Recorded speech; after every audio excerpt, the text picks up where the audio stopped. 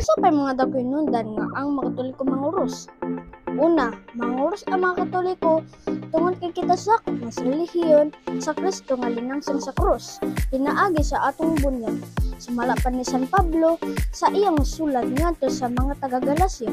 Gibunyagan kamo aron mahiusa diha kang Kristo. Dugang ba sa iyang sulat ngadto sa taga-Roma, na diha sa bunyag nahiusa kita sa iyang kamatayon ug kini nagkanayon. Nasayod kamo nga sa pagbunyag kanato nahiusag kita kang Kristo Jesus. Busa nahiusa kita sa iyang kamatayon. Tungod ni ini maong pagkayusa sa kamatayon di ang Kristo. Dugang pa pagtulong si San Pablo nga ipasigarbo ang krus sa atong Ginoong Jesucristo ug siya namulong ato sa taga-Galasya nga nagkanayon. Apan alang kanako, magpasigarbo lamang ako sa krus sa atong Ginoong Jesucristo. Kay pinaagi sa iyang krus, patay na ang kalibutan alang kanako ug ako patay na alang sa kalibutan.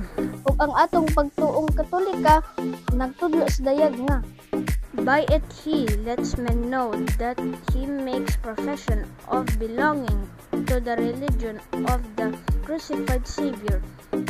Mao kanay pinakahinungdan ngano manguros ang mga Katoliko. Alang sa mga dugang videos and informations, just click like, subscribe, then click the notification bell for more updates.